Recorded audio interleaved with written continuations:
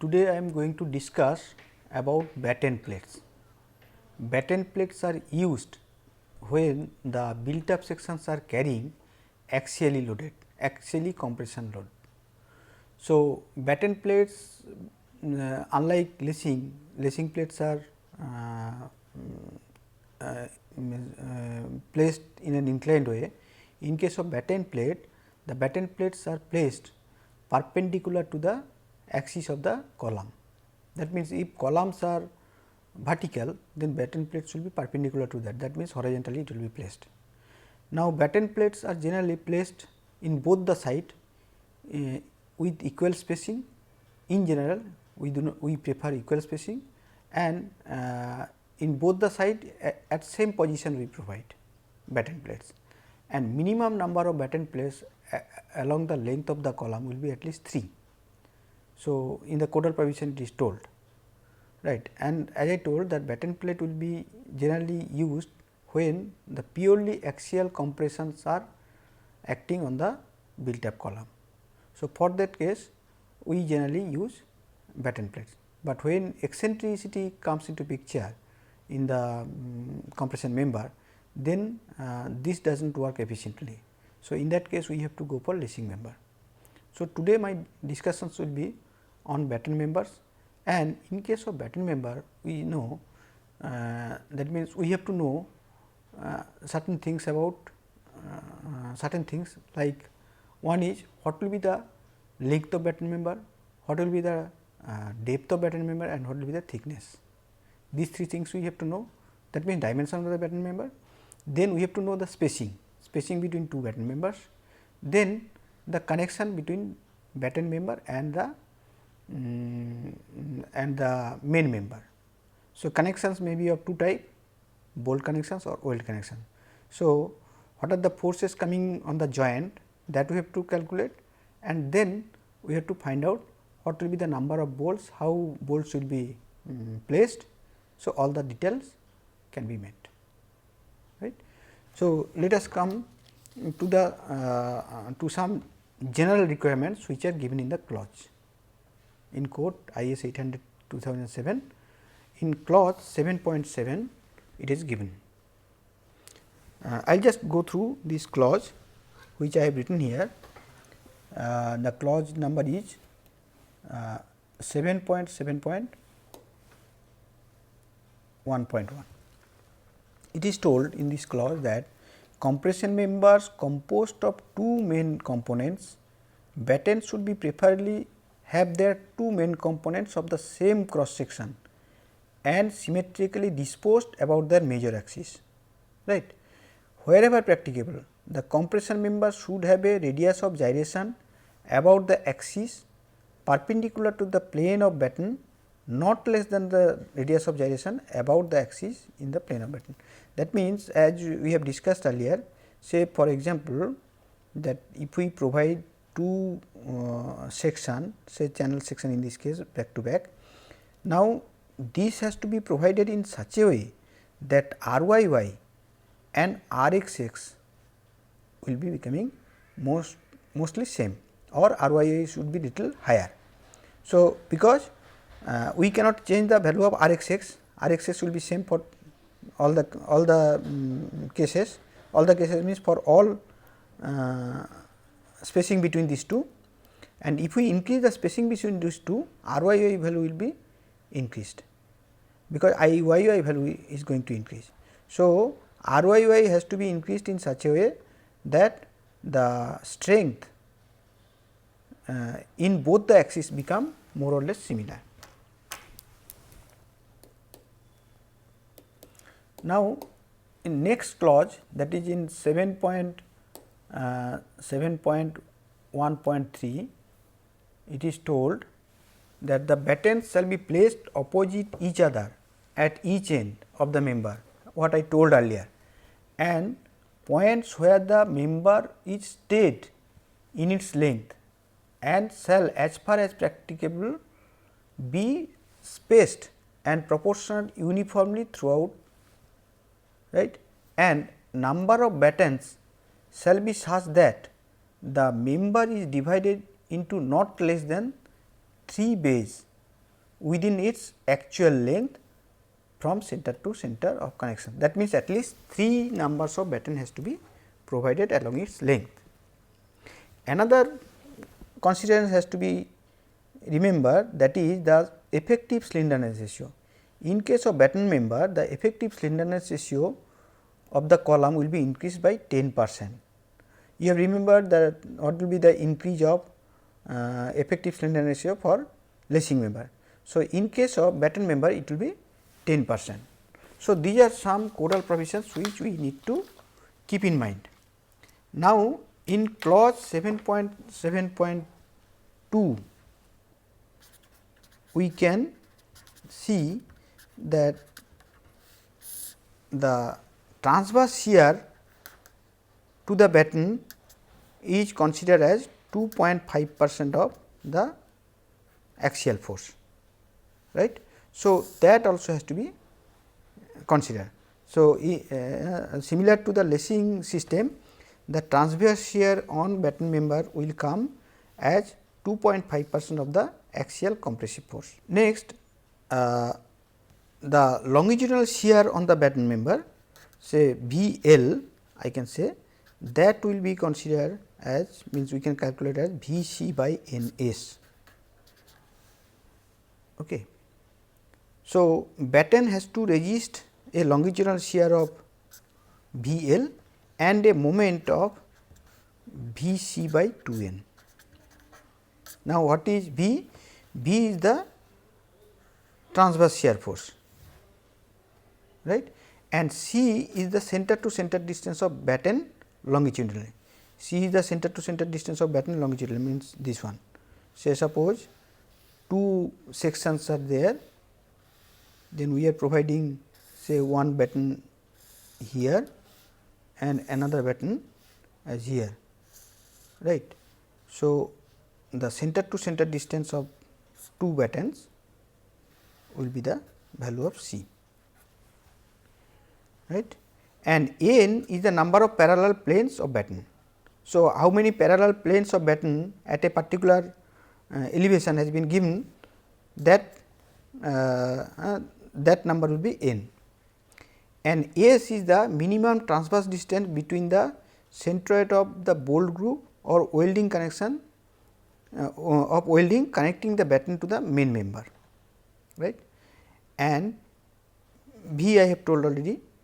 So, VL I can find out Vc by Ns, and M will be equal to minimum M will be the moment at each connection, that will be equal to Vc by 2n, and S, let me repeat again, it will be the minimum transverse distance between the centroid of the bolt groove, right, connecting the batten to the main member. So, this is how we can calculate the value of V, then VL and then M. Now, few things we have to remember while using batten members. One is batten plates has to be provided symmetrically, as far as possible the batten members has to be provided symmetrically, and at both ends we should provide batten, right. Batten plates should be provided at both ends. At the both end of the member we need to provide batten, right, or tie plate. So, they should be provided, this batten should be provided at a point where the member is straight in its length, that also we have to keep in mind. And another thing again I am repeating, which I have told, that the number of battens should be such that the member is divided into not less than 3 bays. So, say suppose I am providing one batten here, another batten here. So, at least 3 bays I have to provide, right, and they should be spaced and proportional uniformly throughout, means this spacing should be uniform, right, and minimum 3 battens has to be provided. Now, coming to the dimension of batten. So, how to find out the batten thickness, batten length and batten depth. So, thickness, when I am coming, which is mentioned in clause 7.7.2.3 batten thickness, that minimum thickness T min can be considered means as at least AI by 50. What is AI? AI is the distance between the inner most connecting lines of rivet or bolt or weld perpendicular to the main member. That means, if I connect like this to main member with a batten, suppose this is the batten. Now, maybe we can connect with bolt, right. So, what will be AI? AI will be the innermost connecting lines of rivet or bolt. This will be AI, right, and the minimum thickness should be greater than AI by 50. Then we have to find out the batten depth.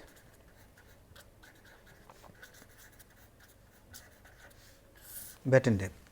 So, the effective depth will be this one, the center to center distance of the bolt groups, means extreme bolts, right. This will be the effective depth. Now, this effective depth should be taken in such a way that D should be at least greater than 0.75 A, okay, where A is the central distance of members. A is the central distance. So, AI and A are different. A will be this one, centroidal distance between members. So, this is A, right. Now, so batten depth should be greater than 0.75 A. This is for intermediate batten,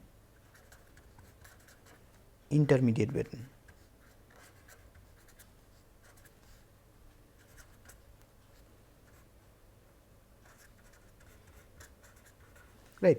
So, D should be greater than 0.75 A for intermediate batten, and it should be greater than A for end batten. For end batten, it should be greater than A. That means, the batten depth should be higher at the end batten. However, both I can take if I take D as A here, then it will be same, and in any case D should be greater than 2 B. B is the width of the member in the plane of batten, that means this one, this is B. B is the width of the member in the plane of batten. So, D should be greater than 2 B. So, this is how we can provide batten depth. So, in summary what we can say that D will be 0.75 A for intermediate batten and D will be greater than A for end batten, and for any case D should be greater than 2 B. So, this we have to maintain. Now, let us come to the spacing of the batten. Spacing between two battens. This is given in clause 7.7.3. Spacing of two batten means, if we consider say for example, this is one batten and this is another batten, and what code has mentioned that this spacing should be uniform throughout its length as far as possible, means unless it is very very necessary, we will try to make spacing uniform. So, this is called C, spacing. So, this C will be in such a way that C by R C minimum should be less than 0.7 lambda and should be less than 50, right. So, R C minimum I can find out. R C minimum means the minimum radius of gyration of the individual section. Okay. So, if R C minimum means R C minimum of a particular section we have to consider, say for this case, and I have to make the spacing in such a way that this condition is satisfied, that C by R C minimum is less than 0.7 lambda, and in any case it should be less than 50, because the local, to arrest the local buckling of the main member, right. So, these conditions will fulfill that, right. Then the end condition. End conditions are described in clause 7.7.4, right. So, as I told that end conditions will be designed, means the design of the connections will be made due to longitudinal shear VL and due to moment M, okay, which has been calculated earlier. So, for end conditions we have to find out VL and M, then we have to find out the strength of the weld per, if we consider a weld connection, then per unit length what is the weld strength and what is the force coming on that end part, right. Then I can find out the length of weld. Similarly, for bolt I will find out what is the forces or stresses coming in the bolt due to moment and due to longitudinal shear, and then we have to find out whether the number of bolts we are going to provide is sufficient to carry that much load or not, right. And in this clause it is told that for weld connections lap should be greater than 4 T, right. This is one thing, and then the total length of weld at each batten, total length of weld at edge of batten, it should be greater than d by 2, right. Then length of weld at each edge of batten, it should be less than 1/3 of total length of weld required, and return weld along transverse axis of column should be less than 4 T. I am coming into the slide which will be which will make clear.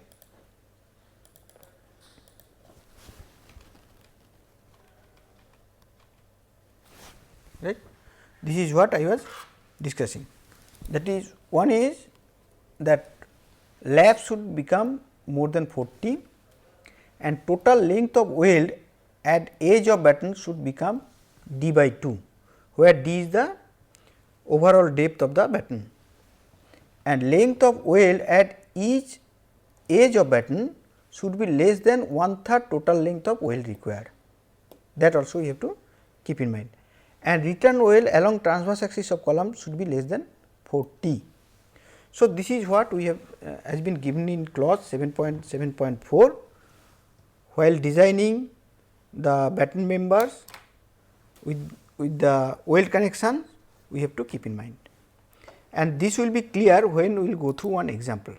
In next class we will go through some example. Now, to summarize the things whatever I have discussed, I will show few slides next. Now, while going for design of batten member, we will see what are the steps needs to be carried out systematically, so that the batten members can be designed. So, if I come to the steps one by one, so first step what we will do, we will find out the transverse shear, right. So, in fact, when we are going to design a batten member, or we are going to do some workout example for designing a batten member, then we have to follow certain steps, otherwise we will not be able to do properly. And when we will be writing a program also in computer program, so step by step we have to go through. Therefore, I have given some steps which can be followed, and then we can find out the design systematically. However, suppose I have given step 1 this, it may be in step 2 and step 2 may be in step 1, that can be changed. However, I am proposing a chronological steps here, where in first steps I am going to calculate the transverse shear V as 2.5% of axial force, right. Then I am calculating the VL, the longitudinal shear and moment. VL is equal to Vc by Ns and M is equal to Vc by 2N. So, we can calculate the VL and M from the magnitude of the transverse shear. Then I can calculate the effective slenderness ratio lambda E, which will be 10% more than the actual slenderness ratio of the column. So, effective slenderness ratio of the column, built up column will be increased by 10% to get the effective slenderness ratio, right, that is 1.1 into lambda. Now, in step 3 we can find out the gauge distance of the section, because say for example, say if we use channel section, then we can find out the what will be the gauge distance for a particular section size, and then we can find out the distance A between the bolt center. Between two bolts we can find out the distance, okay, that A value, which will be required for calculating the batten dimensions. So, after step 3 what we can do, we can go to find out the spacing between batten plates. So, for that we have to calculate the value of C from this condition, that is C by RC minimum should be less than 50 or 0.7 lambda. So, from that we can find out the value of C, which is nothing but the spacing between two batten plates, and we have to remember that minimum 3 numbers of battens should be provided along length of the column. Now, in step 5 we will find out size of batten, right. So, for finding out size of batten means we will find out the depth, length and thickness. So, first we will find out the effective depth, which will be S bar plus 2 into CYY. This is the effective depth, and it has to be greater than 2B, where B is the flange width, right, of the section, right. Then overall depth D can found from this D plus 2E, E is the edge distance. Overall depth means if I see the, if batten members are connected with a column, then we can find out this as overall depth, and this is E and this is D, right. So, overall depth will be D plus 2E, where E is the edge distance. Then length of batten will be total from here to another end, and that will be the spacing plus 2B, where B is the flange width or width of member in the plane of batten, right. So, length of batten can be found, and thickness of batten will be A by 50, where A we have considered earlier, means calculated earlier, which is the distance between inner bolt or rivet, right. So, thickness of batten can be found as A by 50, where A is the distance between inner bolt.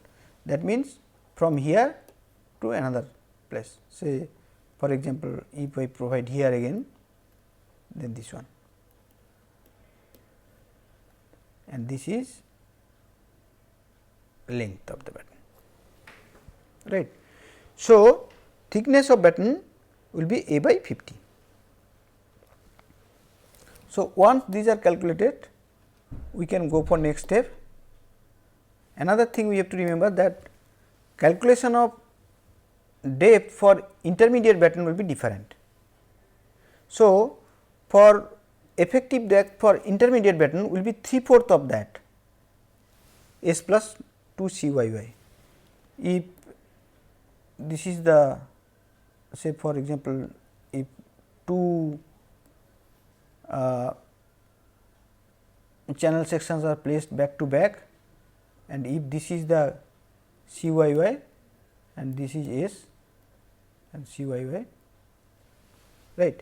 So, effective depth will be 3/4 of this. This is for intermediate batten. Remember, for end batten it will be this one, and overall depth similarly we can find out d plus 2 E, where E is the edge distance, and length of batten will be S plus 2 B. B is this one, the flange width. Okay. And thickness of batten will be similar to earlier, A by 50, where A is the distance between inner bolt, rivet or weld. So, thickness of batten is this. Next is the design of end connection. Step 7 will be the last step, where end connections will be designed for a batten system to resist the calculated value of longitudinal shear and moment. So, we have calculated at the first step the longitudinal shear and moment. Now, on the basis of this, we will design the end connections of the batten system to resist these forces. So, these are the steps which will be used to design a batten system, right. So, in this lecture, what means in summary, if we discuss what we have learned, that certain specifications in terms of the dimension of the batten and its spacing has been calculated as per the codal provisions, and code has dictated certain guidelines. As per the guidelines, we have provided the steps, and also we have calculated, means we have seen how to calculate the transverse shear, then longitudinal shear and moment on the batten plate, and then we need to design the end connections, the connection using weld or bolt for to resist this moment and longitudinal shear, right. And in next class, we will go through one example through which it will be clear how to design a batten. Thank you.